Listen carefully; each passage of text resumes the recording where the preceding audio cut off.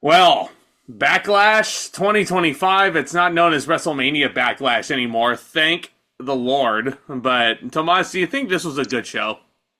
I think this was a good show. I think after the cusp of an unfortunately very underwhelming WrestleMania, I think this was WWE's opportunity to bounce back with a solid show. And I know what everyone's complaints about the show is already. Why did the card feel so thrown together? Why did these matches feel rushed? And I get it, but when you're given like what less than a 3 week turnaround for a pay per view after Yep, WrestleMania, that's why. I think they did a fine enough job with this pay per view. I mean, again, my motto is, what were you expecting? I know there was some people expecting Seth Rollins and Braun Breaker versus Roman Reigns, CM Punk. No, it's way too soon to do a match like that. And I feel like this is the double-edged sword that is Triple H's booking philosophy when it comes to these pay-per-views. I could have thought of two or three more matches that could have been added to this card. There was one match that we thought was going to be on this show, but it's not. It's going to be on Saturday Night's main event. It does make me question what Triple H's mindset when he comes to putting these pay-per-view cards together. But if you were looking for a solid 3 hours of wrestling, really condensed, I think this show was good. Oh, yeah. You could sit here and nitpick all day long, which I do have some nitpicks with the show, but I'm not going to sit here and say, oh, wow, this was a waste of a pay-per-view, ladies and No gentlemen. way. It wasn't. I don't know. It just bugs me because I'm just sitting here thinking, what did you want from this show? No, it took place this past Saturday in St. Louis, the home of Randall Keith Orton, which will be important for the main event tonight. This was, I mean, again, 3 weeks of build because Las Vegas refused to have WrestleMania earlier than Easter this year for some fucking reason. And, it's a Triple H special. You get 5 matches on the show. All of them seemed pretty equally built, and there's not a bad match on this card. I would say all these matches are, at the very least, enjoyable. I don't really have huge complaints with it, but I can definitely understand why people would feel a bit underwhelmed by it, because there's a few things about this show and a few patterns about this show that really kind of bug me the more I think about it. I mean, it just feels like it's either this or have a bunch of WrestleMania rematches, which I feel like people will complain about that too. So again, my question is, what did you want from this pay-per-view?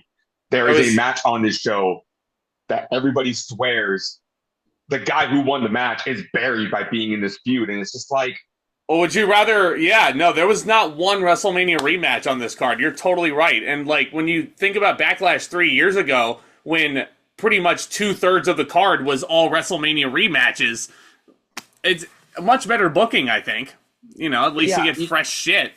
I feel like I will give a pass to WrestleMania because I understood a lot of people's issues with WrestleMania. Hell, I had issues with WrestleMania. The majority of night one felt like Raw and SmackDown matches.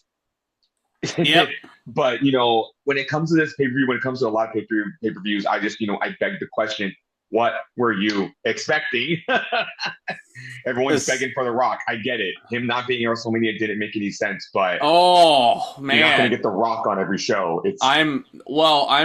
I'm a bit pissed off at The Rock in a different way because he inserted himself into the Cody and Cena feud when he did not need to.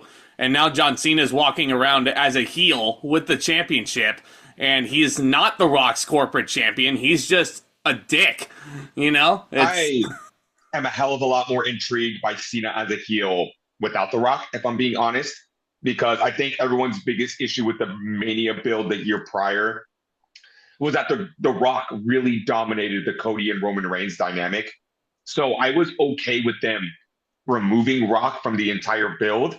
What I didn't like was them basically going, oh, Travis Scott is the reason why Cody Rhodes lost the title.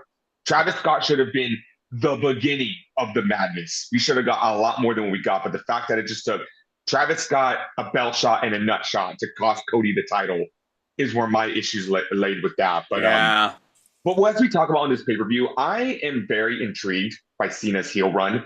Of course, there's people out there, this is a waste of time. Cena's not doing anything. It's like, I get, what do you want him to do? Well, Please, that seems like tell me what you want him to do. Oh, that seems like a clickbait statement and just lazy critiques on their part, and they should be ashamed of themselves. Oh, But yes. anyway, we're kind of jumping the gun here because we got a couple other matches to get through before we get to John Cena and Randy Orton one final time.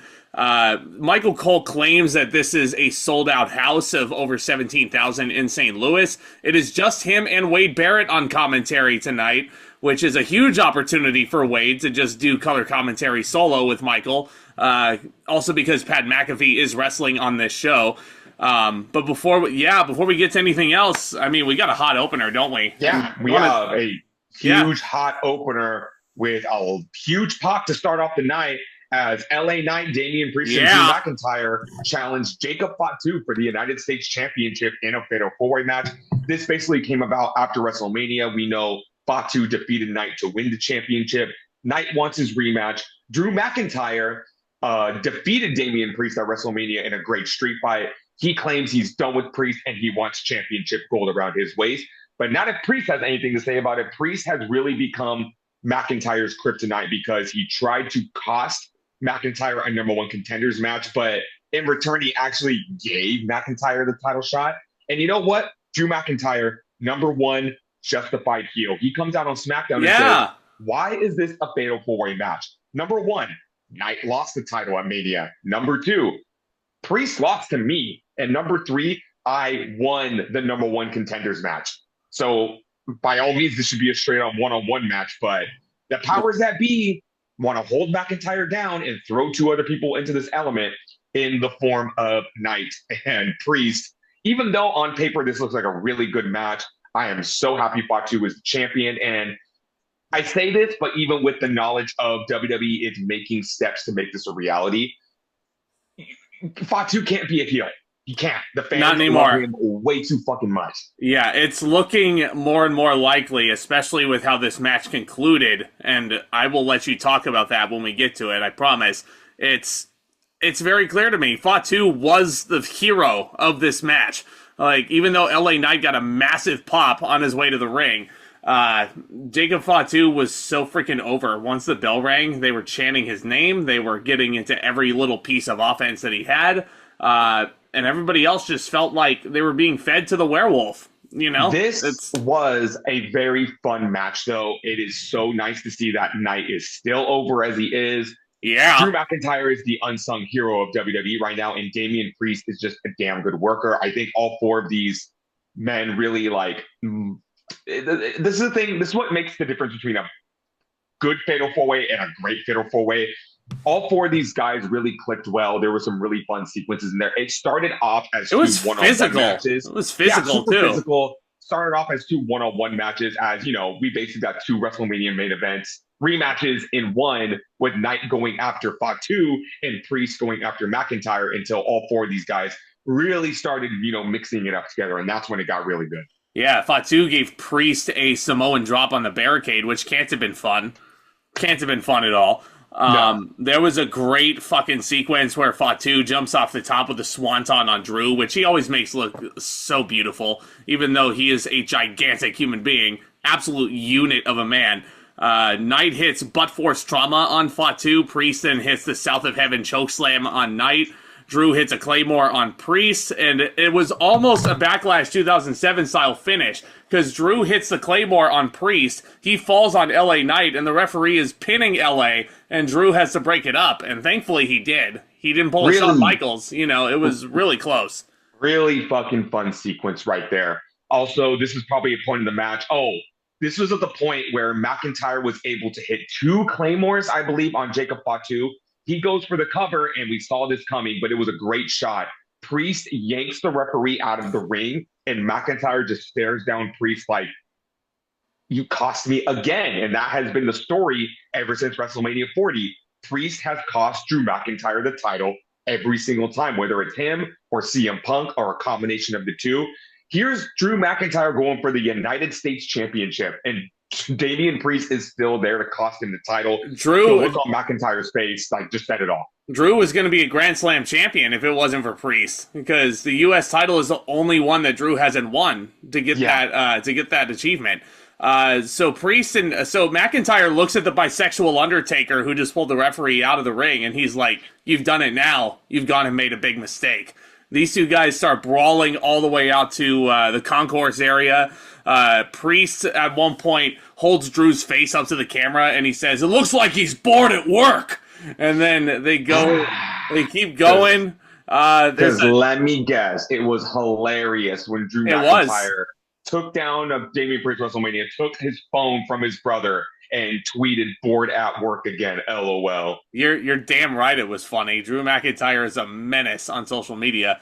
So I wonder if Priest and McIntyre start. Has Drew made an effort to go to Mindy's Bakery yet? Let me guess, he's the best heel in the biz right now. Well, this is bullshit! Who closes their business on Mondays? So Priest and McIntyre start brawling out into the audience, and that's when I realized these two are going to take themselves out of the equation just to leave Knight and Fatu to wrestle for the championship. They make their way up into near basically the equipment area. I was like, oh boy, we're going to get a big hot spot right here. South side of heaven, off of the equipment cases, through the tables. And it was reported Drew McIntyre's head missed the table and he ate concrete. So there is a good chance he is concussed. We hope it's not serious because I want to see Drew McIntyre taken off of TV, but that was a gnarly and quite the spectacle of a spot. Nasty. Absolutely nasty. Again, it's the proof. Don't try this at home. I mean, trainers, EMTs, referees down all over the place. It's absolute chaos out there. But we're down. Effectively takes McIntyre and Priest out of the equation, down to Knight and Fatu. And I think Knight and Fatu had a really fun exchange. They have really good chemistry if their WrestleMania match didn't say otherwise. Knight hits two of his very impressive springboard elbow drops for a very close near fall. They're brawling on the outside. Knight is getting the better of Fatu, shoving him into the announce table, shoving him into the steel post. And it's there where we look like Knight is going to regain the title. But then a hooded figure jumps the barricade and attacks Knight. And I'm sitting here going, who is this? Well, hold on. You're just, sorry to cut you off because I'll let you talk about it, but you're forgetting that Solo Sikoa was first, and he pulled Fatu off the announce table because Knight was about to drop the elbow on him. Oh, thank you for mentioning that because I saw that and I go, that is a long fucking distance from the top rope to the announce table. And I was like, is Knight really going to risk this? Because I don't know why. The space from the announce table to the ring seemed farther. Yeah. And nothing against LA Knight's athleticism, but I was really wondering, are you able to clear it that far? That looks scary. So thankfully, we never got the answer to that question because, like you said, Solo Sikoa does interfere. But then, like you said, a hooded figure jumps the barricade and attacks LA Knight just when it looks like LA Knight is going to regain the title. And I'm sitting here going, who is this? Is this another new Bloodline recruit? And at first I thought, are we finally getting Hikuleo? But then the hood comes off and I lost my shit. Jeff Cobb. Yeah. Jeff Cobb is officially in the WWE. He attacks LA Knight. And if you don't know who Jeff Cobb is, do yourself a fucking favor. I don't care if you're pausing this video. Go pause this video. Go to YouTube and watch every single thing this man has ever done. Because Wade Barrett said it best. This guy is just one massive slab of muscle. Mm-hmm. This man, and there's a reason why I'm putting this man over. I know him personally. I met him in 2013 in a middle school gym here in my hometown in the Sacramento area. Not even in Sacramento, where my hometown is, which is a very small, little-known town.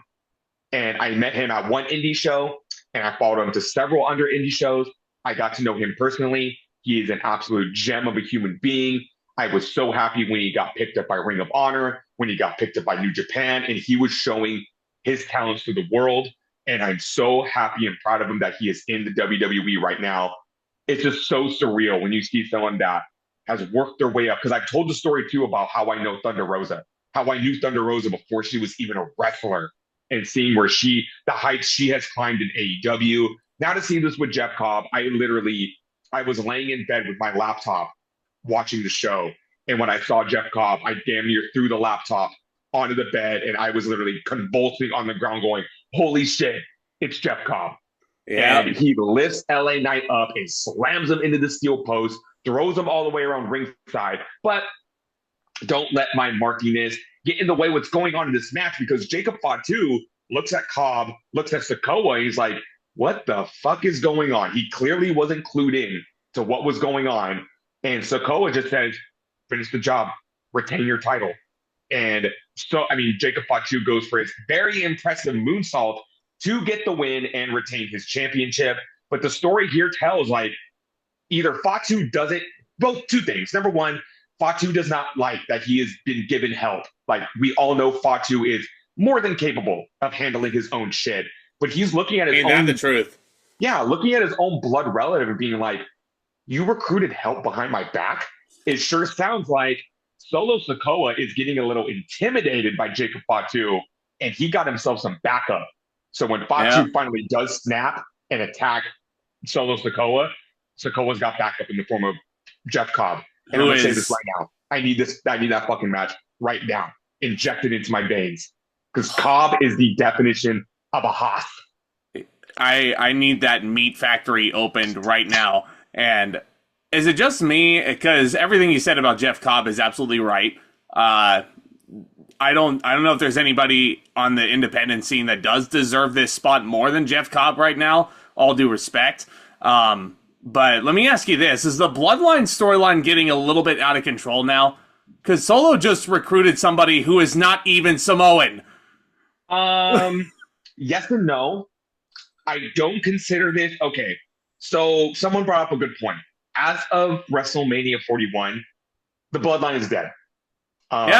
Roman Reigns and Paul Heyman have broken up. Jey Uso is the World Heavyweight Champion doing his own thing. Jimmy Uso is virtually doing nothing. Sami Zayn's, doing his own thing. The original Bloodline is done. And to me, the new Bloodline died with the injuries. Like, Tonga Loa got taken out of the equation. Jacob Fatu is very over on his own and does not need a faction. Solo Sikoa lost to Udafala. Nobody really gives a shit about him. And apparently there's reports that Tama Tonga's injured too. So I wouldn't look at this as the Bloodline is continuing to grow. I look at this as, like I said before, Sikoa is clearly scared of Fatu. He realizes that Fatu is realizing he doesn't need Solo Sikoa. So when Fatu does snap, Solo Sikoa needed an insurance policy. He went and got himself Jeff Cobb. Yeah. And basically got himself a monster who's going to listen. There you go. And the Bay Area wrestling scene is very proud looking at the SmackDown scene right now, seeing Jacob Fatu and Jeff Cobb thriving. And we need, again, I need that match too. And it's going to be a Haas display man, I can't wait. This might be way too early to say because obviously the mark in me says yes, but do you think Jeff Cobb is going to be the one to take the United States Championship off of Fatu? It's not out of the question. I would love that, but obviously, like with every other new star in WWE, you don't want to burn out Jeff Cobb too quick. I would love to see a slow build with him. Let him be Solo Sikoa's heater and kind of then pretend to be Fatu's friend. That's obviously going to implode. And then I wouldn't mind seeing these two kind of like trade wins, so to speak, if the first match Fatu wins and then ultimately Jeff Cobb gets the United States Championship. But I don't want this to happen like next month at Money in the Bank. Because obviously, you put a title on Jeff Cobb, he holds it for a while, and then he's done with it. Then what? That sounds like Tony Khan booking. Because if Tony Khan were booking WWE, Jeff Cobb would be getting a title shot at Money in the Bank, and then Jacob Fatu would beat Jeff Cobb, and then Jeff Cobb would be relegated to like superstars. Speaking of AEW, I also want to say I thought it was a very, very, very missed opportunity when Jeff Cobb came into AEW to help the Inner Circle. I thought that should have been a Jeff Cobb is all elite moment. I think Jeff Cobb should have had a run in AEW to establish himself more in the mainstream audience. It was a very relieving. But despite that, did you get the pop that he got?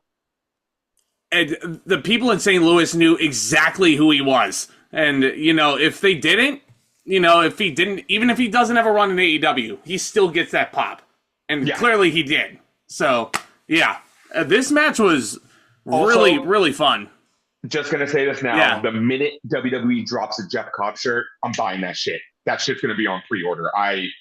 think I have a Jeff Cobb shirt from back in the day. I don't know if I still have it. Also, let me guess. They need to sign Big Fonz next. Yeah, that's correct. Yeah, Big Yeah. Fonz fucking deserves that. But I'm gonna go. Hey, I know he's getting older, but WWE, there's a guy who's really good friends with Jeff Cobb, who's been making noise in the NWA. Fucking sign JR Kratos, please. Yes. Please, he's another one of my boys. Yes. Fucking love that guy. Yeah. I'm gonna go 3 3/4 stars for this 4-way. This was really fun. Really fun. You know what? I'm gonna be a mark. I'm gonna give it 4. That extra boost for Jeff Cobb's a debut. That's totally fair. That's totally fair. Can't But fucking wait to see what Jeff Cobb does in the WWE. And it is insane that 3 wrestlers, unfortunately, one who's on their way out, that I personally met and know are in AEW and WWE in the form of Shotzi, Jeff Cobb, and Thunder Rosa. Bay Area represent. there you go. Support your indie wrestling in your area, because you never know. You Also, never the fact know. that we were, 20 feet away from Jacob Fatu in one of his final indie appearances? Yep. Yeah. No, we were sitting right by the entranceway. Like, we were super close to him. And and everybody was acknowledging him. Yeah, And we knew. Because, okay, when did we see that indie show? That was... It was like the end of November? October of 2023. So by that case, that was 2023. Jacob Fatu made his debut, 6 months later? It was like, God, when was that? I want to say it was like May or June of last year. Yeah, so that was like a 6 month after the fact. We all knew Jacob Fatu was WWE bound. Yeah, we were all acknowledging him, and I thought it was just because, is this because he's Samoan, you racist bastards? But anyway, yeah, really, really fun stuff. Can't wait to see where this goes. Up next is, in my opinion, the best match on this show for the Women's Intercontinental Championship. Lyra Valkyria is defending against big time Becky Lynch. Shit, did we speak too soon? Because I was really didn't we? I was like, okay, yeah, no. I sat here on the WrestleMania podcast and I was like, okay, no need to give us Lyra and Becky right away. You can build to Becky's heel turn. And then sure enough, on Raw, like right after we finished recording, Becky turns heel after they lose the titles. Man, oh man. Like, do we have bad juju or what? Seriously. It's wild how that works out. So... what happened? This was a wild build. Yeah, tell us how we got into this, because how did we get here after WrestleMania was absolutely insane with the heel turns, the debuts, the returns. So the opening match of Monday Night Raw after WrestleMania was a rematch from the night prior. Liv Morgan and Raquel Rodriguez challenging Becky Lynch and Lyra Valkyria for the tag team titles in a really fucking good TV match. Oh my God, that was a fantastic. Good match. And Morgan and Rodriguez regained the championships, and I'm kind of sitting here going, well, that was a crazy turnaround. I wonder what that was all about. And then immediately after that, Lynch picks up Valkyria, says, oh, don't worry, we'll get him next time. And then Lynch just beats the shit out of Valkyria, like putting her down with like 3 manhandle slams. And I'm not going to lie, I kind of looked at that and go, okay, we haven't seen Becky Lynch as a heel in a while. You know, I'm not saying her babyface was getting a little stale, but it's nice to see a little refresher. She's not big time Beck. She's not trying to be Steve Austin. She's just, I kind of like to see where Becky Lynch goes as a heel. Mm-hmm. And so that all happened at once, and that was kind of just like mind-boggling to me. But I have to say this, and I'm going to give all the props in the world to Lyra Valkyria. She fucking brought it in the build to this feud.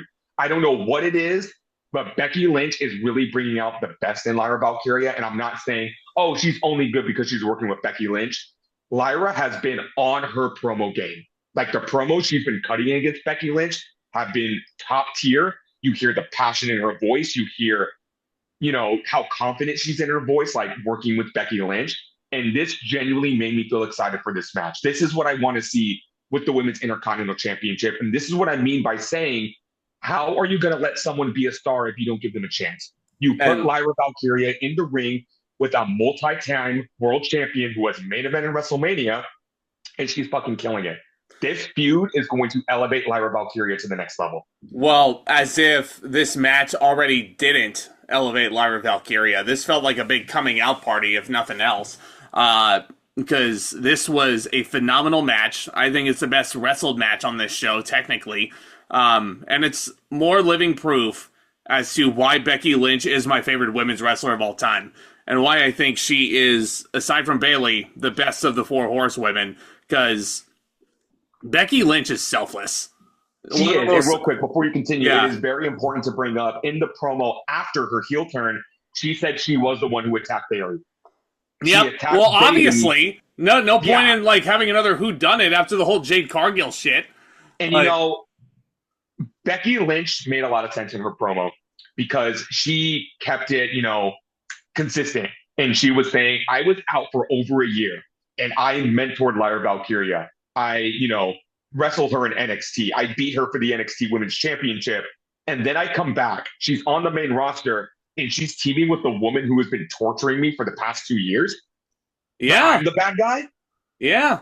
Yeah. And then Becky Lynch goes on this very weird tirade about taking out the garbage. She took out the garbage, but nobody wants to thank me for taking out the garbage.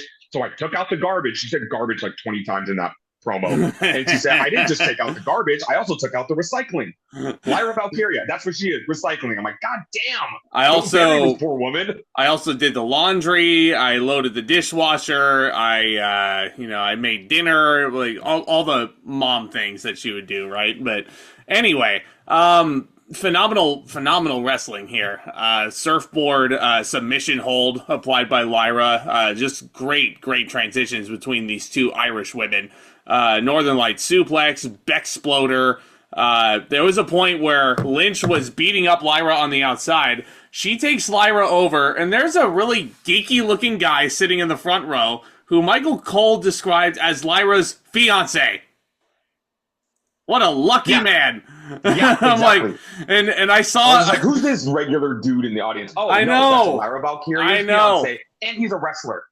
Is he really? Yeah. No shit. Yeah, he does not look like a wrestler at all. Yeah. Apparently, he is a local wrestler in Ireland. No. So if anybody's wondering who he is, nothing against the guy. No. Well, hey, I wouldn't have known that, so thank you for bringing that to my attention.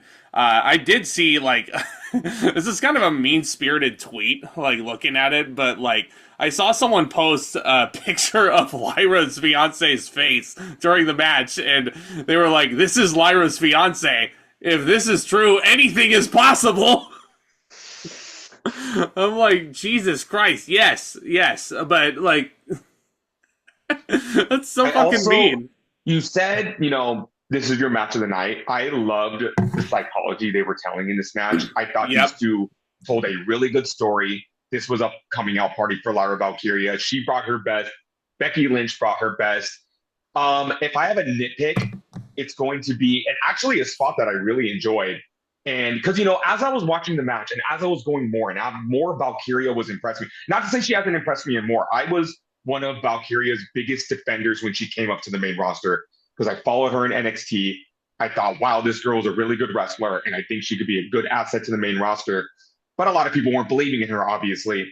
So watching this match and, you know, as impressive she was getting as the match went on, I changed my prediction, and I go, you know what? I'm going to predict Valkyria to win because why the fuck not? Why should she be making all of this momentum just to get halted right now to put the title on Becky Lynch? Becky Lynch is going to win this title, and that absolutely necessarily needs to happen. Why does it need to happen tonight? Why can't Valkyria get a huge win? I know Becky Lynch just came back. It's her first one-on-one match. But you know what else? Becky Lynch is at the stage in her career where she can take a few losses. She's just like a female John Cena, a female Randy Orton, a female Kevin Owens, any big male star on the roster where they can take a loss. They can take a few losses, actually, and their stock isn't going to be hurt in the slightest. And it wasn't an ultra convincing win either, because it got very close at the end. There was, if I were to nitpick anything about this match, and you know what? I haven't even got to my nitpick yet. Yeah, no. But, you know, as I was watching the match, I'm like, why not? Lyra Valkyria should win. She should retain the title. This feud should go on more. Give her a big win, because I'm going to tell you right now, if Lyra Valkyria were to lose the title on this show, where did she go from there? Nowhere. She had a title reign. I'm not going to say a mediocre title reign. I hate when people say that, because in the latter half of this reign, she's been having killer matches with Dakota Kai. Unfortunately, she got released. She had a good match with Ivy Nile. She has been proving she is the female workhorse on Monday Night Raw. So you take the title off of her here. What's she going to do? Challenge Io Sky for the world title and lose? And then there's nothing left for her to do? Keep the momentum going. Let this be a multi-pay-per-view feud. Ultimately, it's going to end with Becky Lynch winning the title. There is no reason for her to drop the title right here, right now. I did enjoy this spot. If it was just this, it would have been fine. Becky Lynch hits a manhandle slam and Lyra Valkyria kicks out. And I know, kicking out of finishers, it's super annoying, but I'm glad that it happened here because it showed how scrappy Lyra Valkyria is. My issue with it is when she kicked out of the third manhandle slam. Yeah. It's like, you can do big power spots and she can kick out and be that scrappy underdog. Not all three of those power spots need to be a finisher. That's my nitpick as well. I feel like the manhandle slam is sort of like, you know, it's one of those moves now like the attitude adjustment where it's like, okay, you know, it's clearly a big move and it's clearly this woman's finisher, but it's a very easy kick out as well. I don't know, man. I really don't know. I can't remember the last time John Cena won a match with the attitude adjustment. Just like, I can't remember the last time Becky won a match with a manhandle slam. It's just, what's the point of a finishing move? This is a trick question, so don't think about it too hard. What's the point of a finishing move if No, just in general, what's the point of a finishing move? To finish the match. Yeah. Think of all the finishers throughout the years. The Stone Cold Stunner, the Rock Bottom, the Pedigree, the Tombstone Pile Driver, Sweet Chin Music, the Figure 4 Leg Lock, Hogan's Leg Drop, Choke Slam, Kane's Choke Slam. All of those moves, as a kid, Brock Lesnar's F5, the Ankle Lock, Eddie Guerrero's Frog Splash, Edge's Spear. When I saw those moves, first thought in my mind is, the match is over. Now we're living in an age where John Cena will hit 6 attitude adjustments, and that's not even halfway through the match. I just feel like it was a shitty trend that started like in 2017, 2018? Yep. Like, you can kick out of a finisher. It needs to be sparingly, though. Yes. And, you know, again, we're fair. It's not just an issue in AEW. It's an issue in WWE, too. Big time. And, again, if Lyra Valkyria kicked out of one manhandle slam, I thought that would have been a great spot. After the third, I appreciated it, but it annoyed me at the same time. Yeah. This is where things started to get a little silly in the match. And honestly, it kept me invested.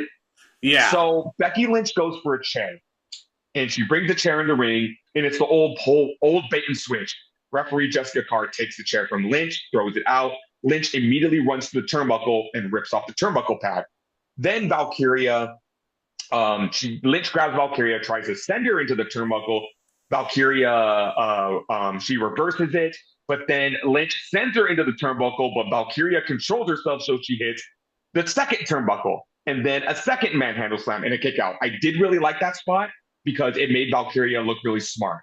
Hey, and it made sense when the match, she hit the turnbuckle, but it was the padded turnbuckle, so she was able to kick out of the manhandle slam. And then a third manhandle slam came, and she kicked out. I'm like, okay, this is getting a little ridiculous. She goes to hit Lyra into the exposed turnbuckle, and the referee suddenly cares. And the referee is like, please don't hit Lyra's face into this exposed turnbuckle. So Jessica Carr then goes to put the pad back on. Oh, yeah, I love this. Lyra hits the Nightwing, and then she has a visible pinfall on Becky, and Jessica Carr's like, oh, god damn it. And then she goes in, she starts counting, because she can't, her OCD, her OCD got out of control there. This is one of those other, I really like this spot because I love Jessica Carr's reaction and it added to, the psychology of the match. But I am so tired of listening to my podcasters go, oh, Jessica Carr, wait to go fix the turnbuckle pad for some reason. I'm like, don't act like this has never happened. How many times have you seen Mike Chioda or Earl Hebner or Charles Robinson go to fix the turnbuckle so the heel can do some dirty shit behind his back? It happens all the time. Quit acting like this is the first time. Yeah. But you know what this was the first for? I've never seen the referee go to fix it and be like, oh shit, there's a pin. Oh shit, there's a pinfall. Jessica Carr's reaction to that was just perfect. And this is where the match starts getting, okay.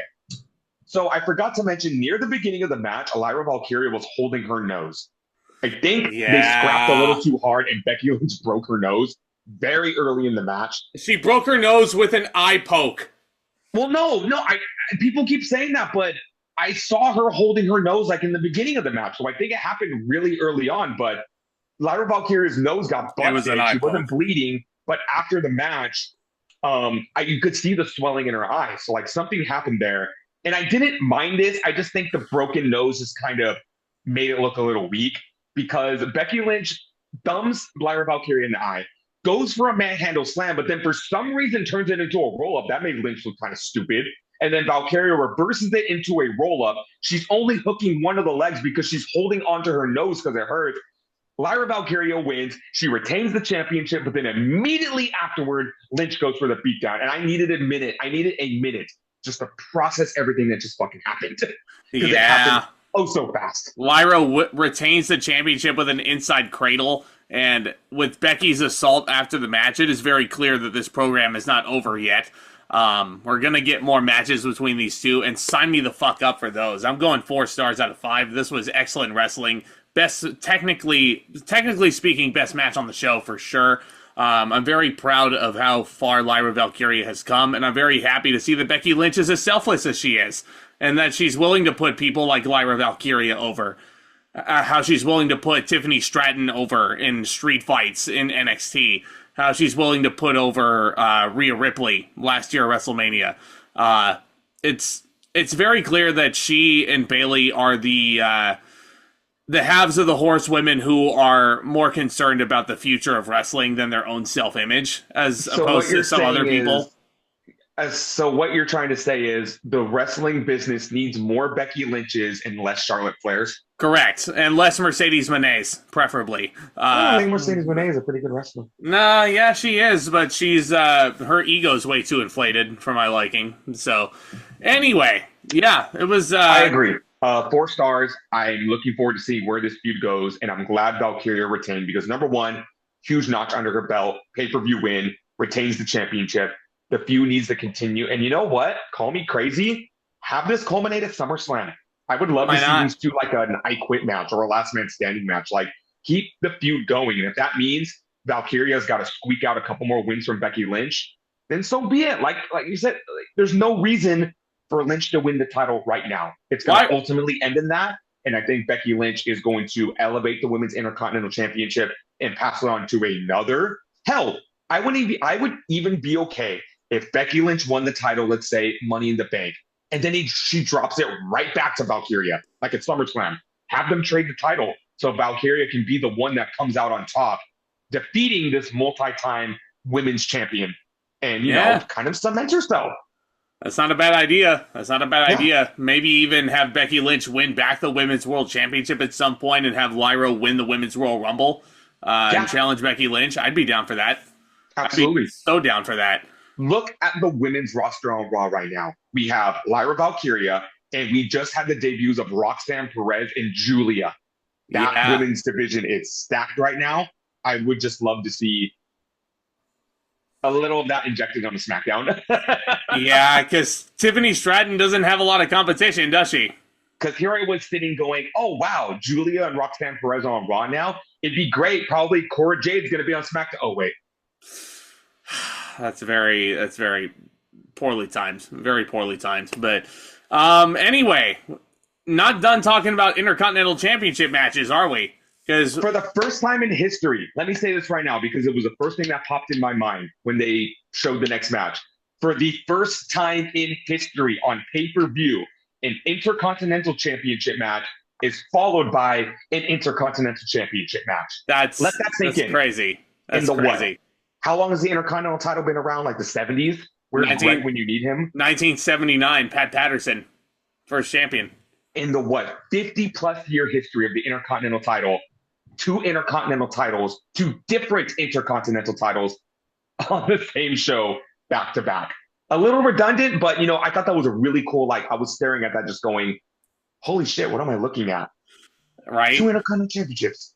Like you said, Men's Intercontinental Championship is on the line as Dirty Dominik Mysterio defends against Penta. Honestly, not a lot of build going into this match. Penta did challenge Dom for the Intercontinental Championship on the Raw after Mania. It was a nothing match, and it was more to reintroduce JD McDonough. who made his return to WWE after that insane injury he sustained back in what? How did he come back from that injury so quickly? Like, he came back virtually unscathed. So him and Finn Balor were wrestling the War Raiders on an episode of Raw, and McDonough goes for a springboard moonsault off of the apron. Ivar moved out of the way, and McDonough smacked his fucking back and his head on the announce table. Oh, and God. He kept fucking going.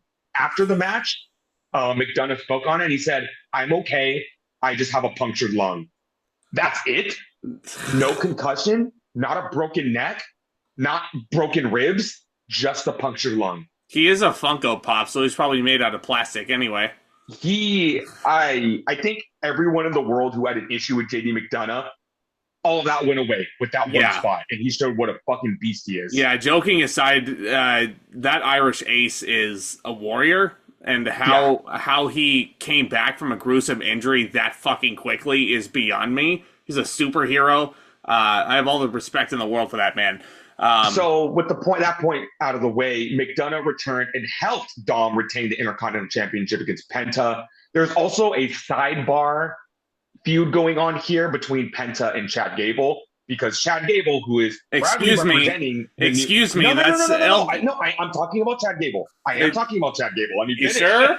I'm talking about Chad Gable. Because Chad Gable approaches Penta backstage, proudly repping El Grande Americano, and says, "Why? You lost your match." Like, how embarrassing is this? You lost your match at WrestleMania, and your brother lost to the greatest luchador of all time, El Grande Americano. Penta sucker punches Chad Gable and, says, "Don't fucking talk about my brother like that."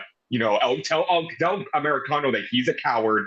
And Gable hates luchadors. So he recruited a luchador to take care of the Lucha Bros, which is kind of crazy there. So that is a very important piece of detail right there, that Penta is also feuding with Chad Gable.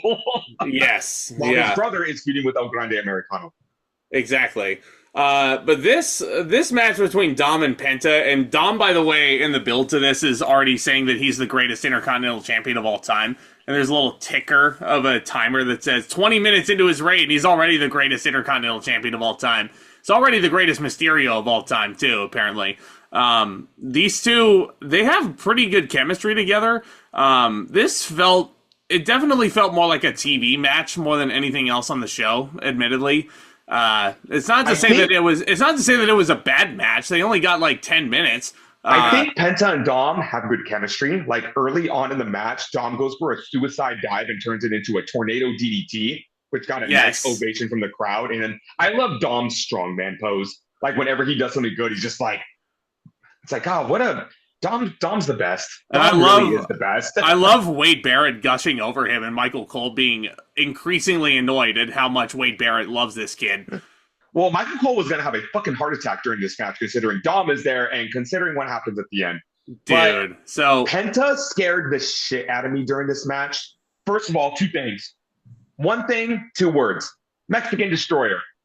On the ring apron. Holy shit. Christ, yeah. Also, Penta climbs to the very top of the ring post and he dives onto Dom, and I just my heart skipped a beat because I'm like, Penta, don't fucking hurt yourself. That looks scary. Please don't die. Please don't die.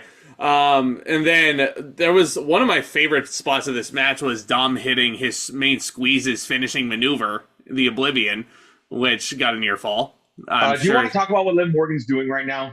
Considering you're the movie buff. She's shooting a movie right now. I don't remember what the fucking movie's called, but I know she's on set right now recording something. So, hey, props to her. Apparently it's a big film by a Japanese director. That they're filming in Japan, I think. Mm-hmm. Yeah, she's I've been reading places that she could be Hollywood's next it girl. And I'm like, well, that remains to be seen. I mean, Liv definitely has those she has the credentials to do it, for sure. Let's hold the phone real quick. Let's see how this movie turns out and see if Morgan's even a good actor to begin with. Bingo. And I saved this rant for a lot of my movie reviews, but please do not call movies fucking masterpieces if they're a week old. Don't do that. That's whole recency bias. Same thing happens in wrestling. Remember back when we saw Bryan Danielson and MJF and we had to let it simmer before calling it the greatest Iron Man match of all time? Yeah, It's yeah, still neck and neck with Brock Lesnar and Kurt Angle. I will admit it's neck and neck with that. yeah. Oh, that was a really poor choice of words. We're talking about Danielson and Angle. But so I Get know out of Liv here. Morgan, she had a cameo in the Chucky series on USA, but I wouldn't really Yep. count that as a big acting credential for her because she said she loves Chucky and she wanted to be Yep. on the show. So she kind of found the producer of that show when, working for USA and asked if she could be on the show. So again, let's find out if Liv Morgan's even a good actor first before we start calling her female rock.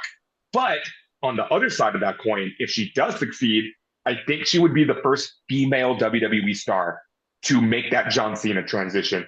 I hope she does. Batista transition. I hope she succeeds in whatever she does because Liv is freaking awesome. But that means we wouldn't get her in wrestling anymore, and that sucks. Yeah. But hey, I can enjoy her still in movies, and clearly, I enjoy movies as well. So let's, I'm okay with it. So Penta. So this is again the second match on this pay-per-view that has outside interference. We get, did Carlito run out? I don't remember. Yeah, yes. Carlito distracts the referee, and then we get Finn Balor and JD McDonough running out to ringside. Finn Balor takes way too long to grab a steel chair, which should play into the inevitable exile of Finn Balor out of the Judgment Day. It should be one of those pieces.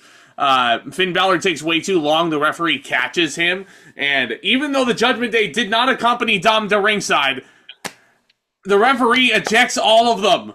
And I'm like, you only do... It's so weird. I've only ever seen that if they accompany the wrestler to ringside and they do something. But it's... But it also really played into this very slow build that Finn Balor is still very upset that Dominik pinned him for the Intercontinental Championship at WrestleMania. And I think he did that on purpose by getting the steel chair. Like, he could have just attacked Penta right then and there, but he said, no, his time. Let me go get a chair. He wanted to get caught. He was kind of hoping Penta would beat Dom for the Intercontinental title. He's taking his time. But while they were getting ejected, like we said, Chad Gable's buddy, his number one... Chad Gable's favorite wrestler, El Grande Americano, appears, and he headbutts Penta with the loaded mask, and that's enough for Dom to get a frog splash in and retain the Intercontinental Championship. Dom just won the title, was not expecting him to drop it. No. Wouldn't mind seeing him drop it to Penta in the future. Like, time will tell there. But this was a fun match. I'll give it 3.25 stars. I think... Yeah. If that sounds about right. Anybody else versus Dom, it probably would have been a lot lower, but I thought Penta and Dom had good chemistry here. Totally. This is obviously building probably to a Penta El Grande Americano match. I wouldn't be surprised if Penta beats Gable on Raw, and then he fights Americano the next week, and, shenanigans will ensue. It would be really nice if his brother and him were on the same brand. Because, number one, the Lucha Bros are going to inject life into the tag team division. And two, it seems like Americano has an issue with both Lucha Bros. Well, and you want to talk about when they're on different shows. You want to talk about the women's division on Raw. It's almost unfair how stacked the tag team division on SmackDown is. It really is. You have the Machine Guns, the Street Profits, DIY, underrated tag teams like Los Garza and Pretty Deadly. Yeah, they just got Fraxium. Like, holy shit! Like, nothing against the Raw tag division, but you can only do so much with the New Day and the War Raiders and the Creed Brothers. And the Judgment Day. Yeah, like Judgment Day is going to break up any minute now. So that's why I was kind of hoping Fraxium would come to Raw. And, it would be nice if we do get a draft. Like, I know Ray Fenix just got to SmackDown, but move Fenix over to Raw. Yeah, and you know what? The Lucha Bros are 100% a tag team that you could bring together and bring apart anytime you want. Obviously, Penta and Fenix. I hate to say this right now. It looks like Penta might be the bigger single star. Yeah, but you need the Lucha Bros in WWE. Definitely. You need them. Definitely. Yeah, but you also don't want to get too excited and add all the AEW stars you can, because the Lucha Brothers aren't the only ones. Rusev just made his return to Raw, which was fucking awesome. Aleister Black just made his return on the SmackDown side, hitting The Miz with the Black Mass over and over. It's underwhelming that he's feuding with The Miz. Blah, blah, blah, blah, blah. What are they doing with Aleister Black? He just fucking came back. What do you want him to do? Challenge John Cena right now? No. Why is No. Rusev messing with American Alpha? He's clearly not going to be anything The more than Alpha he was the first time he was around Academy. me. The What did I say? Alpha. You said American Alpha. Oh, shit. I was thinking of, wow, I must have had Jason Jordan and Chad Gable on the brain. Jason Jordan's neck is broken. He can never wrestle again. I was going to say, you know what? I had American Alpha on the brain because Jason Jordan was on the show escorting Becky Lynch out of the fight. Yeah. But, yeah, why is Rusev messing with Alpha Academy? He's clearly not going to be anything. He just came back. What do you want him to do? What do you want him to do?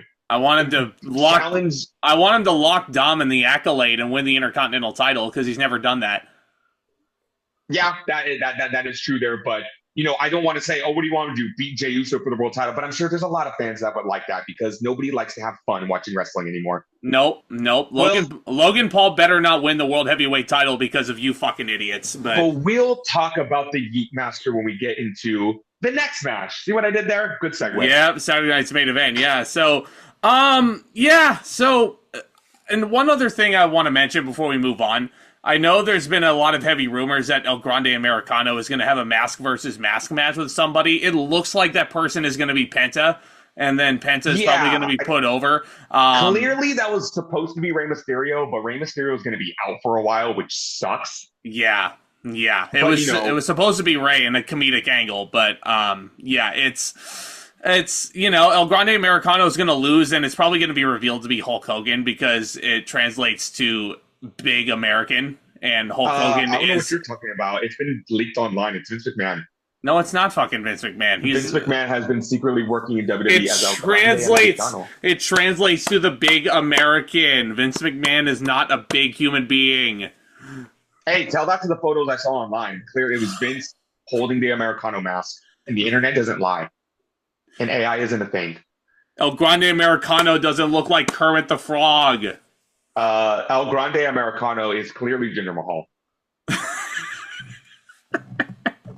Watch it be Michael Cole. Michael Cole. The Great Khali. It's clearly. But yeah, so up next, and it was revealed that Jey Uso will defend the world title against piece of shit Logan Paul on Saturday night's main event. You want me to rant about that now? Yeah. Okay, guys. Here we go. In a couple years now, Jey Uso blew up, became the most over babyface in WWE, got a catchy ass theme song, got an iconic entrance. Everybody loved Jey Uso. He's over as fuck. We all cheer for Jey Uso. We wanted Jey Uso to beat Roman Reigns for the WWE title. So what does WWE do? Fine. Jey Uso's going to win the Royal Rumble. Boo, boo, we don't like Jey Uso. He can't wrestle. He's just an entrant. Boo, boo. They put Jey Uso over. He won the World Heavyweight Championship at WrestleMania against Gunther. Boo, boo, we hate Jey Uso. Why'd you do that? You buried Gunther. Boo. Jey Uso's not going to have a long title run. He should drop it the next night to Seth Rollins. Boo, boo. Well, and he almost did. He almost did. That Jey Uso and Seth Rollins on Raw last week was a fucking banger. And it ended in a gigantic schmoz. Yeah? They hot-shotted that so quick, and I didn't like it. I did not like how quickly they hot-shotted that match. Oh, man. There was no reason to have that match next week. Here's the thing, though. I feel like Seth is just going to be the guy to take the title from Jey anyway. No later than SummerSlam. That's what I'm thinking. Boo, we wanted a new star, but not that one. Boo, even though we cheer for Jey Uso. We want you to put the title back on a guy who's held it 6 times. Boo, boo. That's what everyone sounds like right now. Yeah. Oh, okay, so what does WWE do? Okay, we're going to put Jey Uso up against a guy you don't like, and it's going to be a strong first contender, and he's going to win the match, and he's going to retain. Boo! Boo! Why Jey Uso and Logan Paul? Boo! Boo! What the fuck is wrong with WWE? You guys are never satisfied. Well, I mean, it's Jey Uso wrestling a YouTuber. Yeah, it's... And it's going to be a good match. And if Logan's going to put Jey over, and it's going to make Jey look really good. And no, we want Seth Rollins to be champion again. Boo, Jey Uso should be dead. Like, do you hear yourselves? I know. Do you really hear yourselves? Let me say this: if Logan Paul, it's a big if. I'm not saying he will, But if Logan Paul somehow pulls the fucking miracle and wins the World Heavyweight title in 2 weeks, not saying I want it to happen, but every one of you is going to be complaining just like I am, and it's going to be all your guys' fucking fault because you guys did not want the title on Jey Uso. It's going to be all your faults. Logan's not going to win the title because clearly all they are doing is setting up a strong first contender for Jey to defeat. Knock on wood. God forbid, we make our world champion look strong. God forbid, WWE goes, okay, fine, we're going to book Jey Uso really strong, and he's going to prove that he deserves to be world heavyweight champion. But no, God forbid, you guys beg for new stars, and when you get new stars, you're not happy. Yeah.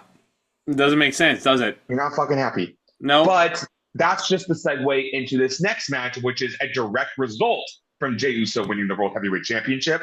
Yep, it is Gunther going one-on-one with Pat McAfee. How do we get here?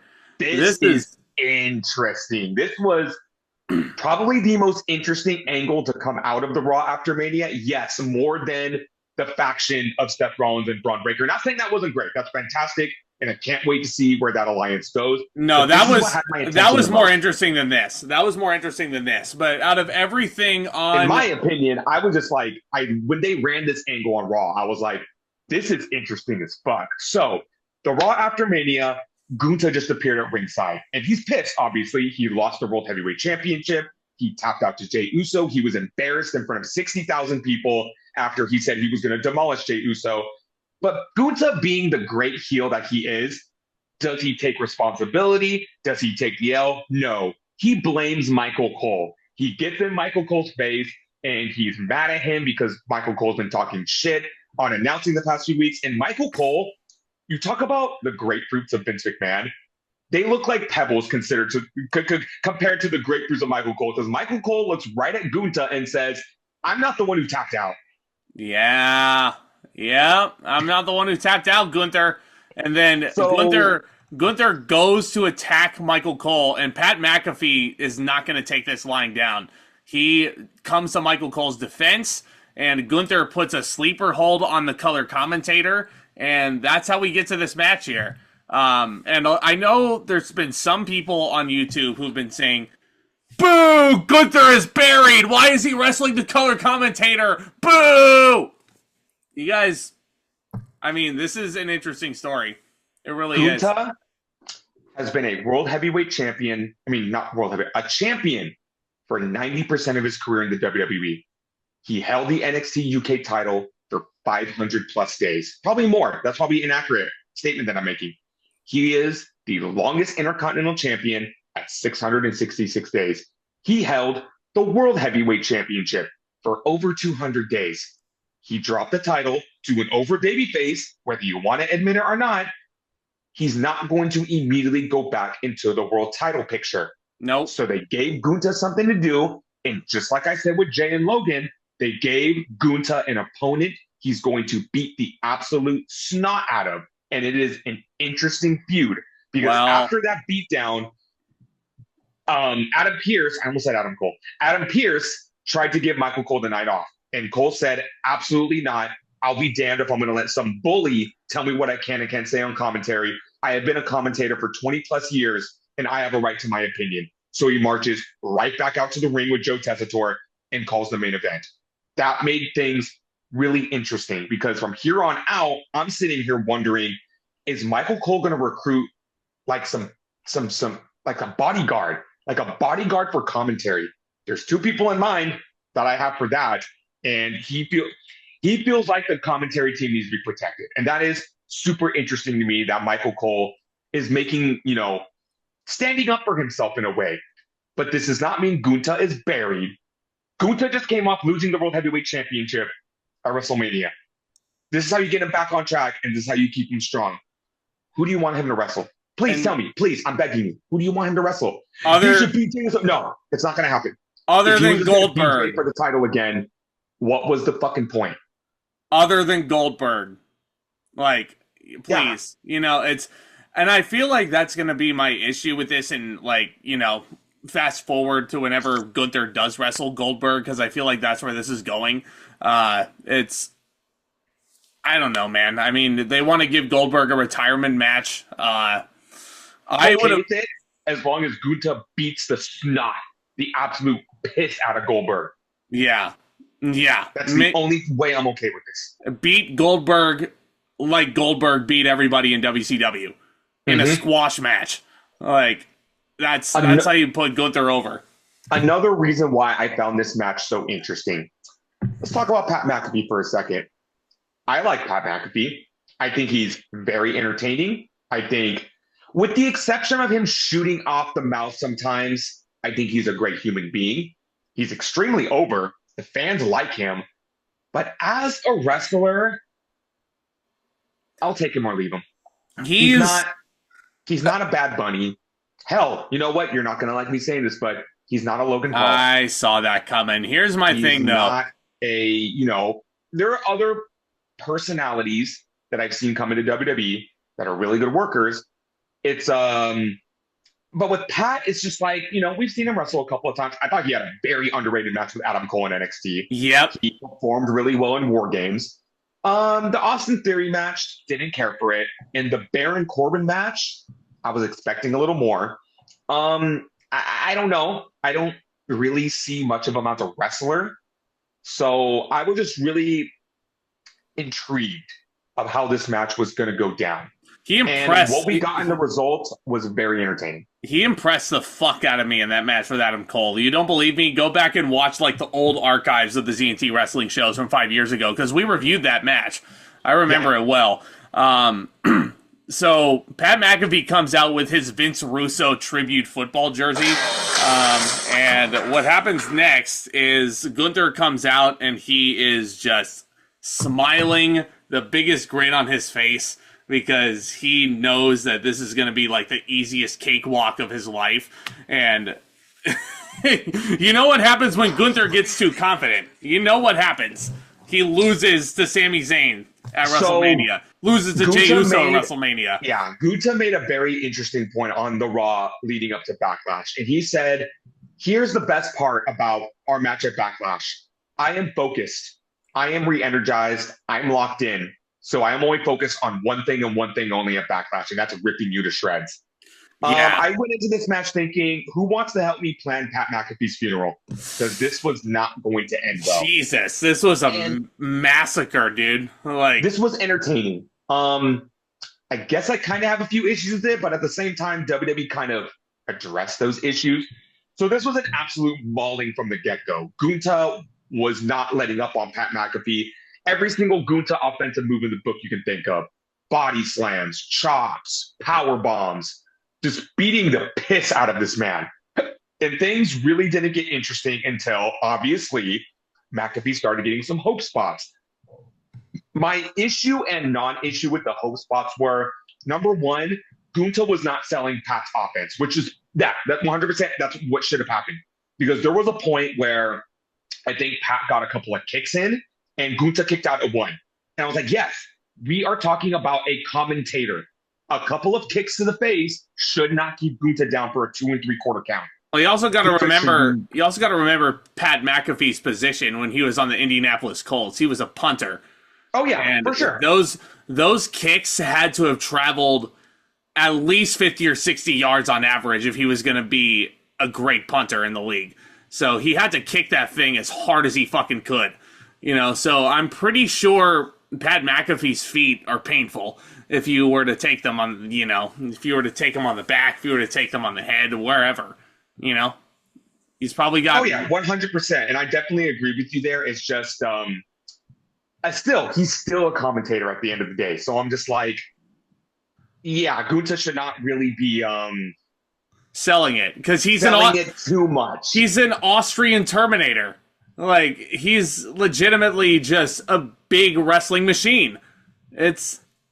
So this is where I started getting a little nervous, because Gunther's starting to play with his food. And he hits Gunther with the power bomb, and he doesn't want to put it away. Michael Cole is screaming on commentary, just end the damn match, end the damn match, end the damn match, and Gunther won't do it. Then you hear the headset get thrown down, and I'm like, oh shit, Michael Cole's going to get involved. And this is where I started getting nervous. He tries to get involved. He distracts Gunther. This is where Gunther drags Cole into the ring, and he's going to powerbomb this 60-year-old man. And every time somebody says that, I'm like, God damn, I didn't realize Michael Cole was that old. That's when Pat gets his kicks in, and, it's supposed to be a hope spot. Gunther immediately powers out of it. But Gunther's attention keeps going back to Michael Cole, and I'm like, don't do it. Please don't fucking do it. He gets distracted again. McAfee goes for a roll-up. Gunther kicks out. They're fighting near the ring apron, and I see Gunther going for a suplex, and I go, that's a random spot. Oh, no, I know what's going to happen. He goes for the suplex. Cole grabs Gunther's foot, and trips him under and holds his foot down. Thankfully, Gunther kicks out.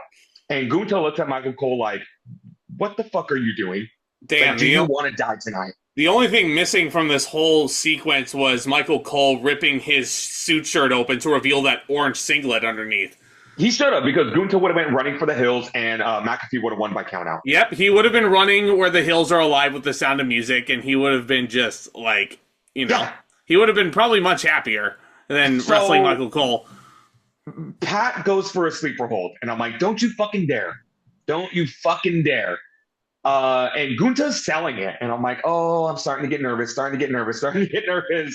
Thankfully, Gunther powers out of it. He puts McAfee into the sleeper hold. And this was my only issue with the match. I understand Pat's really over. I understand, the fans enjoy cheering for him. One too many hope spots. Because at the end of the day, I don't think McAfee's a credible wrestler. I'm sorry. Nah. He's really not. If this was, let's just play pretend for a minute. And let's say Taz was able to get back in the ring. This was Taz. Yes, he should get hope spots. If this was Jerry Lawler 15 years ago, sure, give him this many hope spots. Hell, if it's Wade Barrett. Thank you. If it's Wade Barrett, because you remember the Nexus, Wade Barrett is also a former 5-time IC champion. Yeah. Like him and Gunther in a Haas physical battle, that would be fucking awesome. I'd love to see Wade Barrett in the ring again. I don't know if he's ever going to be in a ring again, but this would warrant some of these bigger hope spots, but Pat's in the sleeper hole, and he starts powering out of it. And I was like, oh my God, I'm sorry. I don't believe Pat McAfee could do this. So Gunther slaps on the sleeper hold again. McAfee finally goes to sleep. Gunther wins the match. I'm going to give it 3.25 stars. It was very entertaining, and it was very fun to see the match unfold. 100% the right direction. Even WWE scaring me a couple of times. But then McAfee gets up a few seconds after the sleeper. Wish he would have sold it a little more. And Gunther gives him a little tip with the cap. I'm okay with that, but at the same time, did Pat really put up that much of a fight to warrant Gunther's respect? No, he really didn't. And that's my opinion. I'm going to go 3 stars on this, just because, again, like you said, a bit too many hope spots. A pretty egregious botch from Pat McAfee when he jumps over the top rope and he trips over the top rope. Lands flat on his face. He gets up and recovers, but I was like, oh man, that was rough. And I have a bone to pick with Michael Cole for a second, because while Pat McAfee is making his entrance with his Vince Russo style jersey, and nobody can ever unsee that after I say that, Michael Cole says, for the first time in my career, I'm going to be unbiased. I want Pat McAfee to win this match. Motherfucker, did you forget when you were cheering for The Miz in 2010 going into 2011 and how biased you were? Did you forget just a couple of months ago how mad you were at John Cena for turning heel? Yep. How biased you were during WrestleMania 40 when Cody challenged Roman. The list. I could keep going. I could keep going with more examples. This is not the first time in your career that you were unbiased, sir. You know who has more of a claim to that? I know JR also had his biased moments. I think JR has been less unbiased. Has been. You know what I'm trying to say. If JR would have said that, he probably would have said, there's only been a couple of times in my career where I've been biased, and this is going to be one of those times. But to say you've never been biased? Nope. I don't buy that for a second. So everybody, take a deep breath. In through the nose, out through the mouth. This was to get Gunther back on track.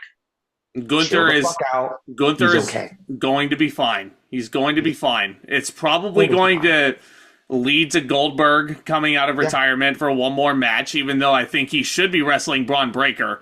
but it's probably not going to be at this rate. It's probably going to be Gunther, and it's going to be. I'm okay with Gunther putting Goldberg in the dirt. Totally okay with that. Fucking massacre. Until there is another world title around Gunther's waist, and there will be. He will be okay. He's not going to be dancing with the Alpha Academy on main event. He's not going to go to NXT. He's not going to be wrestling for the Speed Championship. He will be okay. Yeah. Everybody take a deep breath. Okay. Triple H values him too much, so. Gunther has been in the WWE since 2017. He just re-upped with the company. That's crazy. He's okay. Yeah. It's okay, everybody. And it's all going to be okay. It's all going to be okay when we talk about this main event. Take a deep breath, because let's take a trip down memory lane and let's just enjoy this somewhat storied rivalry that had like 2 or 3 good matches one last time. Actually have a very interesting pump for you as we get into this match. Here we go. What they're claiming, which is going to be for the last time, and you know what? I believe it. I don't want to see them run this back, if I'm being perfectly honest. Nope. They're billing for the last time. John Cena, the last real world champion, he is claiming it's on his crusade to ruin professional wrestling for all of us as he defends the WWE title against Randy Orton, the hero that we need right now. And I want you to understand that right now. John Cena, the bad guy who's trying to take the WWE title away from us, is facing Randy Orton, the good guy that wants John Cena to remember all of the little kids he inspired in his life. And the build for this match. What world are we living in? The build for this. To a portal. Did Doctor Strange, did America Ferrara teleport me to another universe? Jesus. I don't know if I like this universe. Take me back. The build for this match writes itself. It's John Cena versus Randy Orton. We have seen these guys wrestle each other 1,000,000 times. And I'm sure there was a point, excuse me, and I'm sure there was a point back in 2013 when these guys had their TLC match to unify the WWE and World Heavyweight Championships. We were sick of this match. We were sick of seeing these guys go at it because Vince McMahon, this was like his favorite rivalry before Brock Lesnar versus Roman Reigns came along. And these guys, I can only really think of 2 or 3 great matches these guys had. Like, Breaking Point 2009, that I Quit match is probably my favorite one they had. You just answered my question already. I was going to ask you, with all of their matches being kind of mid, being perfectly honest, what is your favorite John Cena Randy Orton match? That was mine, Breaking Point. The I Quit match at Breaking Point is probably the best one. My favorite is their Iron Man match from Bragging Rights. I thought that was so much fun. I don't care what anybody says. That is a guilty pleasure match. Yeah. It was super duper fun. Randy Orton tried to kill John Cena with fireworks. You'll appreciate this. Back in 2017, you know how Botchamania does their ending compilations where they just make a bunch of memes submitted by fans? Yeah. Somebody submitted every single John Cena match. They showed all of the graphics, and it was set to Too Many Cooks. And you know how many times these guys wrestled on Raw? How many times these guys wrestled on pay-per-view? God. How many times these guys wrestled on SmackDown? How many times? WWE was chronologically all of their matches. They actually messed up. The first time was not SummerSlam 2007. The first time these two wrestled was on the Eddie Guerrero tribute show on Monday Night Raw. Yep, that's right. How could they leave that out? That's right. I remember that. Well, they acknowledged the first match they had together was in OVW in 2002 before both of them were called up to the main roster when John Cena was referenced every single Cena Orton match except the Eddie tribute show. Which is and nuts. How ironic is that the first time Cena and Orton wrestled was on the Brian Pillman tribute show. And then the first time on actual live television is the Eddie Guerrero tribute. But yeah, this was the build for this was very simple. I love John Cena's promo on the Raw after WrestleMania where he says, "I'm going to do something nice for you people." He holds up the belt to, let the fans take a picture of him, and he gives the shit-eating grin that we all love seeing John Cena do as a heel. And then he turns around, Randy Orton's right behind him, and Cena audibly yells out, "Shit!" RKO out of nowhere, and the match is set. That should have happened on SmackDown. It should have happened on SmackDown, yeah, because they're both SmackDown guys. And the go home, the fucking go-home show. John Cena's cutting a promo. A guy who is dressed up looking like Randy Orton. He's a hooded figure wearing Randy Orton's merch. But Cena, this guy was way too small to be Randy Orton. It was Sean. The size of Randy Orton's leg. It was Sean Spears, apparently. Oh. Yeah, because they circled like an arm tattoo and it matches Sean Spears. So Nice. John Cena hits Sean Spears with the attitude adjustment.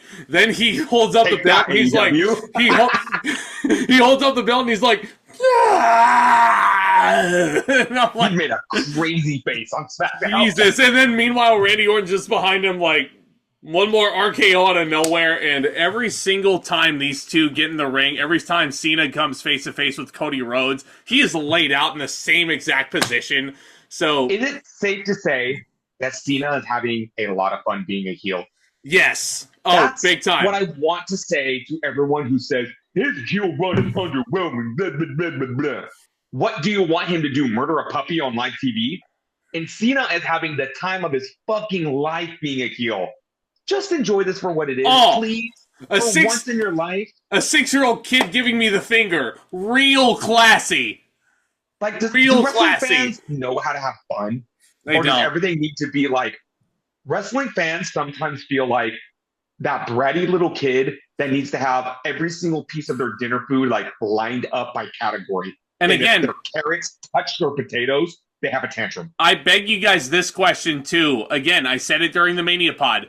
What part of John Cena saying, I'm going to ruin professional wrestling, do you not understand?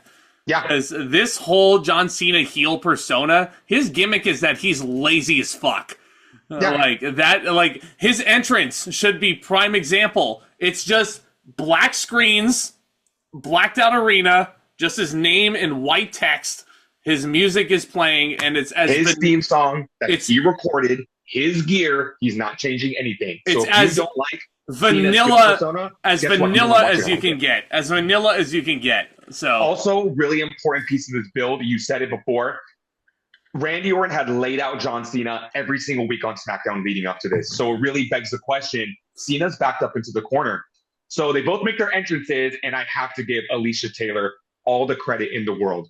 Her introduction to John Cena was amazing.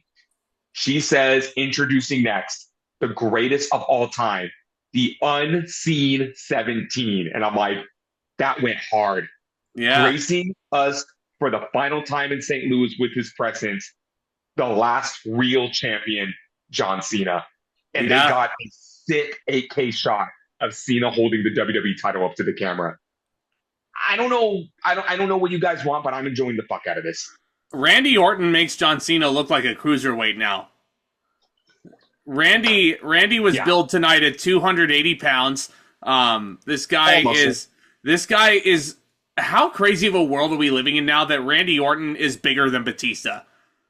I dare somebody to find 1% body fat on Randy Orton right now. No, It is insane how jacked this guy is. he's yoked. He's yoked, man. As for the match itself, It was you fun. know what? It was exactly what I expected it to be. Yeah, If you didn't like the slow pace, if you didn't like the rest holds, I want you to reach into the bag that is John Cena versus Randy Orton matches, and I want you to try to find the one where they were doing moonsaults and Canadian destroyers and 450 splashes and spiral taps. And, I want you to find the match that resembled Will Ospreay and Konosuke Takeshita. Cena and Orton have never worked any different style than slow and methodical. And you Yeah. also have to realize John Cena's the heel, so he's putting on the heat. it was It's going to be slow and so. methodical. It was so weird watching this version of Cena versus Orton, seeing Orton play the good guy. I want you to go and find the last time Randy Orton did a spiral tap. You're not going to find it. This has always been Randy Orton. So if you didn't like, the first act of this match, what else were you expecting? Now I It's kind of why want. they didn't like the Royal Rumble 2014 match. It was a lot like their SummerSlam 2009 match. This is always how Cena and Orton have wrestled. Nothing's going to change. And I will admit, Randy Orton is not my favorite John Cena opponent. That's Edge, followed by CM Punk. Yeah. And when it came to those opponents too, it was never about the spot. It was about the storytelling. Yep. So watching the first part of this match, the first part of this, let me recall, Yeah, sorry. That's okay. This 28-minute match. Jesus Yes, Christ, it that was was a slow. long-ass match. It was methodical. Everything you've seen Cena and Orton do, that's what they did here, except the roles were reversed. So I was sitting there watching going, get through this part. It's probably going to get fun in the end. And guess what? It got fun in the end. It got fun. Cena goes for the first attitude adjustment, and Randy counters it into an RKO out of nowhere, and then I yell at the top of my lungs, Shades of Bragging Rights 2009! Because they did the same spot. They did the same spot. I got so excited. I was John so Cena excited. and Randy Orton had a tables match in the fall of 2010. I think this was leading into Night of Champions, where Orton That sounds beat Cena about right. at that same spot. That sounds about right.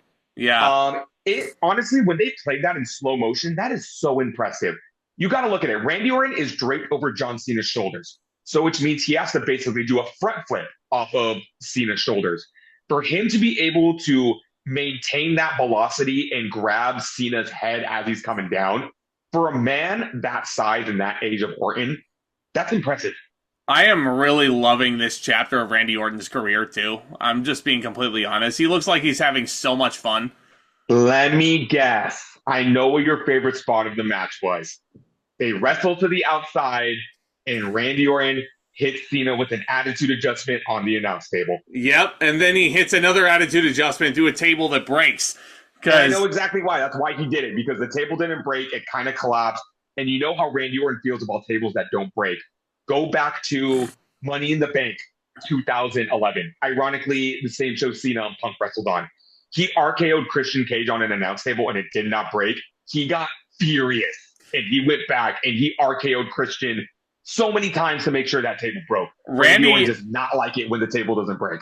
In character, Randy has some notorious anger management issues. Yes. Where was Dr. Shelby to treat him? He also has some really weird mental spells where his foot will go through the announce table and he comes out a total goofy motherfucker afterward. He also likes to RKO Mark Henry and then do a toe touch. And then a leapfrog. Yeah. Why did he do that? I don't know. You want to talk about goofy ass faces? John Cena made another one in this match that made me laugh out loud. So the referee, Chad Patton, goes down. And then John Cena looks down at Randy. He's smiling, and he's like, he looks out of the crowd, and he's like, I can cheat. He might as well have twirled his fucking mustache at that point. He looked at Orton, he looked at the referee and goes, oh, I can cheat now. And the referee will never know. And he tiptoed, and he grabbed the title belt. Oh my god. No, Cena, I know we make fun of John Cena's goofy ass faces all the time. We make fun of him for looking at the ground like he's never seen it before. And then he looks up at the WrestleMania sign at the Elimination Chamber oh, if I beat him, and I beat him, I go there. Yeah. I go there. And this one, he went, oh, the referee is down. Randy Orton's down. He's a genius. He's a genius. And you guys, don't say a word. You can't see me do this. Jimmy Fallon had a really good idea that you can't see me should be a special technique Cena has. And when he does it, he actually turns invisible. He should do that to every single one of his opponents. But then John Cena should look at Jimmy Fallon and be like, how immature of you. That's a clickbait question. And it's lazy reporting on your part. Yeah. Yeah, so we should have just walked away from the interview. How dare you make me the butt of an invisible meme that it's never been funny. Like I said before, Cena kicks out of an RKO. If anyone's going to kick out of an RKO, it should be John Cena, but it's just a little irritating when we saw Lyra Valkyria kick out of 3-man handle slams earlier in the night. This had to have been a record number of RKOs in a single match. Randy had to have hit at least 10 across John Cena, across the agents that came down to help out the second referee that ran down to the ring. There was a fan on Twitter, I want to say. This was back in 2019, mind you, where he actually did the math. And he said there is only a small handful of wrestlers that Randy Orton had not RKO'd. Really? And I'm sure there are, I would love to see Randy Orton just go to NXT and RKO everyone on the roster just so that number climbs. But on the main roster, I don't remember who exactly was on the list. All I remember, they said FTR have never been RKO'd. Really? Yeah, like they went through everyone. They said like, okay, only FTR and these 3 other people have not been RKO'd by Randy Orton. Wow. Yeah, that's wild, isn't it? And you look at all the people Orton has RKO'd since then. Has he RKO'd Javon Evans in their NXT match, right? He did, but it did not look good. Okay. Like, it would have been amazing if they pulled it out, but he still did. He gave him a regular RKO, but the RKO they were going for did not. Javon Evans went for like a spinning corkscrew in midair, and Orton was supposed to catch him, and it did not. Oh my god, it makes me so mad because looking at that spot, like that would have been fucking amazing. That would have topped the Evan Bourne one. Yeah, but the Evan Bourne one is not even my favorite RKO. The Seth Rollins one is. Yeah. The WrestleMania 31 RKO, and Randy got so fucking excited that they pulled it off. But that one followed by, believe it or not, when Randy Orton was able to RKO the Great Khali. Oh, that's impressive. I forgot about that one. That means Orton's vertical leap had to be like 6 feet in the air. Yeah. Oh, that's big crazy. Big time. Well, when he does the toe touch, of course his vertical leap is going to be big, right? He didn't need to do that, though. If I ever meet Randy Orton, I'm going to ask him why he did that. Why'd you do that? Why'd you do Like, I get it. That was very impressive, you RKOing Mark Henry. But did you have to do a toe touch afterward? And then do the... Christian takes us back to the WWE so we can insult Randy Orton's father. So we can insult John Cena's father? Yes. So we can insult Dominik Mysterio for having 2 fathers? Yikes. I mean, and then Rey Mysterio is going to tell Bryan Danielson that his father is dead. Jesus Christ! Easy! He should make fun of CM Punk's father for being drunk. Easy! Nah, Chris Jericho already did that. But let me guess, that was your favorite part when Randy Orton hit an attitude adjustment. Yes. Yeah, no, it was one of them. So Cena goes for a belt shot. It gets countered into an RKO. Another referee comes in. There's another kick out. And then there's another ref bump. And I don't know about you. I was fucking loving this. I'm like, this is nuts. Cena hit the referee with the title. And then he went for a title shot. Orton ducked and he hit the referee. And then that's when all the agents and Nick Aldis comes running down to ringside. Randy hit another RKO on Cena. He gets a visible pinfall. Had Cena pinned for like a good 15 seconds. And then the agents all come running down. They try to help Eddie Orengo out of the ring. And Randy's like, give me another referee. And Nick's like, we're out.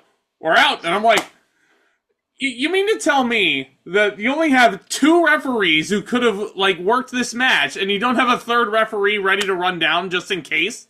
Shit, they all got RKO'd. But, okay, I don't want to say this is an issue I have with the match, but it's just kind of like okay, where are we going with this? Because Orton RKO's Nick Aldis again. And I'm just sitting here going, how many fucking RKOs is it going to take for Nick Aldis to go, you know what? National Treasure is here. We're fighting at SummerSlam. Like, how many fucking times do you need to get RKO'd before you say enough is enough? Yeah, Randy RKO's Nick Aldis. He RKO's people like Shane Helms, who I think is one of those people you mentioned never took an RKO. I want to go back now and see, like, did Randy Orton ever wrestle the Hurricane? He RKO's Daivari. I'm sure he did, like, in his Evolution days. The nostalgia ran through my veins when he RKO'd Jamie Noble. Oh man, yeah, that's taking it back to J&J security days. Remember those? Noble must have had PTSD. He must have had like flashbacks when he saw Orton come from. Like, oh fuck, not again. And keeping in mind, the crowd loves Randy Orton even more so because they're in his hometown of St. Louis. And then he backs up into the corner. He's ready to punt John Cena's head off. Spot, by the way, when he RKO'd all the producers. Yeah, that's great. It was awesome. So he goes for the punt kick, and then what happens is, oh my God, poor R-Truth, you innocent little man. Let's talk about this in case nobody knows what we're talking about. So in the build to this match, R-Truth went up to Randy Orton and said, you have no chance against John Cena. He is the last real world champion. R-Truth is in denial. He refuses to believe his childhood hero could be such a bad person. When John Cena turned heel, R-Truth went on Instagram and he said 2 things. Number 1, let's not jump to conclusions. Let's not jump to conclusions. That's AI, dog. That's AI, dog. I want to give R-Truth a hug and just tell him, bro, oh, it's over. No, R-Truth. So this has been a running gag, and that's what I'm going to call it. It's a running gag backstage that R-Truth is trying to stand up for John Cena. He even tried to go up to Cena and like say he had his back, and Cena just looked at him like, "Who the fuck is this guy? Get him out of my face." His childhood hero. R-Truth runs into the ring and he stops Randy Orton from hitting the punt on Cena. Because when Orton was setting up for the punt, I'm like, I don't see any way out of this. And then R-Truth appeared, and I'm just like, funny, sure, but to be interjected in the main event of a world title match, so of course R-Truth gets an RKO. And then Cena hits a nut shot. His new finisher, the nut shot with the belt shot. Yep. And he pins Randy Orton, and he retains the championship. He pins him clean.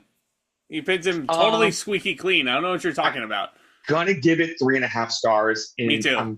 I mean, I know I'm not alone when I say this.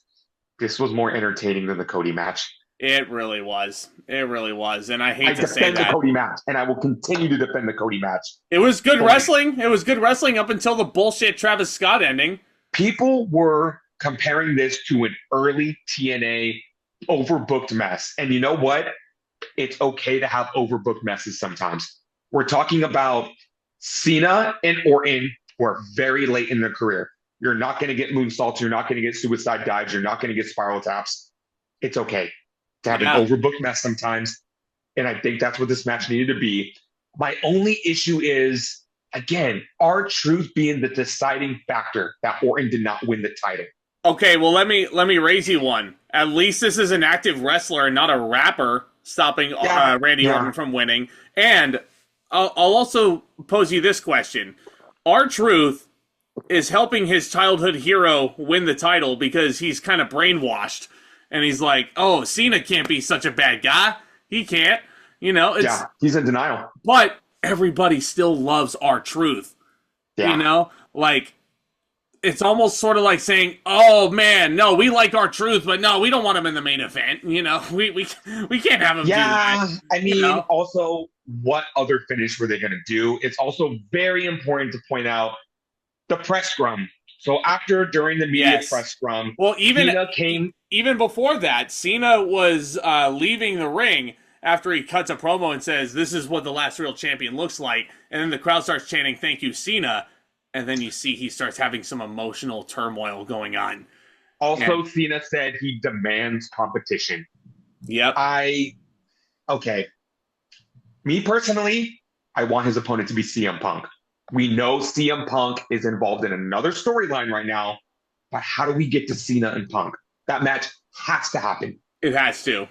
But during the media scrum, Cena sits down and he actually apologizes to the press. And he said, you know what? After WrestleMania, I will admit it was very unprofessional for me. I'm the last real world champion. I should be answering questions from the media. So you know what? Hit me with some questions and I'm going to answer them. You know, that seems like about to answer the question. You know, that seems like a clickbait question. And I was waiting for him to do that. The minute he's about to answer a question, R-Truth storms the conference. He goes up to Cena, tells him, I have your back, Cena. Don't worry. You're the last real world champion. Like, I'm so happy you retain the title, even though everybody says you suck and you can't wrestle.